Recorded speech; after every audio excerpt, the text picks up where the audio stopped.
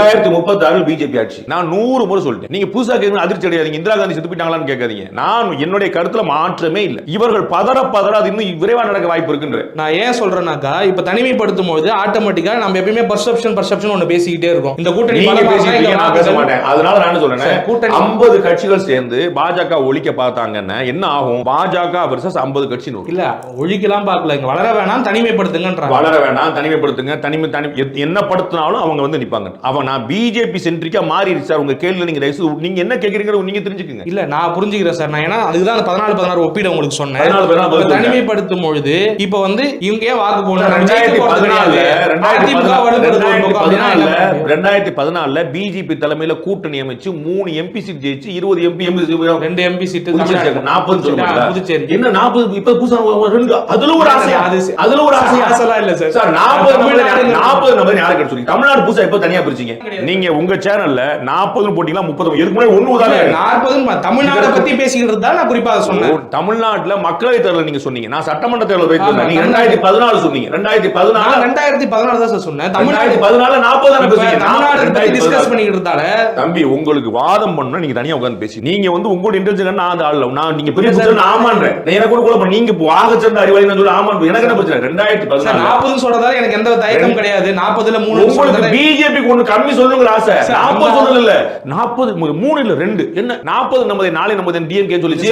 ATM நம்ம சொல்லிச்சு 40 தான சொன்னாங்க. 40னா அது நீங்க சொல்ல நான் தமிழ்நாடு பத்தி பேசிக்கிட்டு இருக்கறதால ஒரு திருத்தம் சொல்லணுமே நான் சொன்னேன். நான் வேற எதுவும் கிடையாது. நீங்க வருத்தத்தை எனக்கு புரிஞ்சுக்கிட்டேன். உங்களுக்கு திருத்தம் என்ன தேவை? உங்க வருத்தம் எனக்கு புரியுது. ஐயோ பிஜேபிக்கு 3 சொல்லிட்டானே அப்படின்னு நடந்து நீங்க எவ்வளவு கனவு கண்டாதான் உண்மை. எனக்கு எவ்வளவு கனவுலாம் அது உண்மை. இது ஒரு பக்கம் போயிட்டு இருக்கு சார். இன்னொரு பக்கம் வந்து இந்த கூட்டணி விவகாரம் குறித்து சமீபத்துல வந்து இவர் பேசியிருக்காரு. அண்ணாமலை அவர்கள் வந்து தேசிய ஊடகத்திலேயே பேசியிருக்காரு. இந்த மாதிரி நீங்க கூட ஒரு பேட்டி எடுத்திருந்தீங்க உங்க ஊடகத்துல ராமசீனிவாசன். அதை குறிப்பிட்டு கேட்டிருந்தாங்க, நீங்க ரொம்ப சாஃப்ட் ஆன் ஆயிட்டீங்களோ அதிமுகவோட.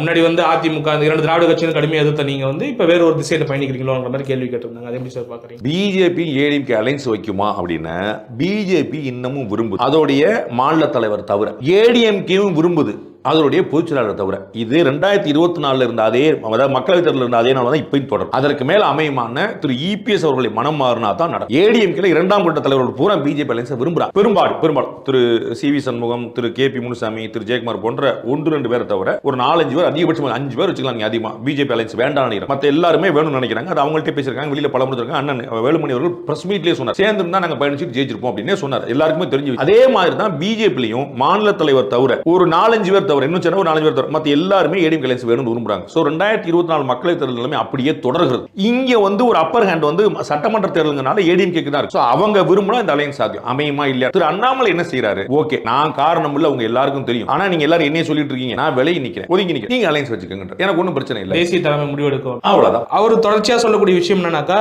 பாஜக வந்து இங்க வளரணும், இங்க வந்து அடிப்படையில் வளரணும், நம்ம வந்து ஒரு ஆட்சி அதிகாரத்துக்கு வரணும் அப்படிங்கிறது. இவ பாஜகவை எதுக்கு நம்ம சுமந்து அவங்களை இது வளர்த்து விடணும் அப்படிங்கிற ஒரு நோக்கம் வந்து கரெக்டா முடிவெடுக்கிறார் எடப்பாடி அப்படின்னு புரிஞ்சுக்கலாமா? சரியா?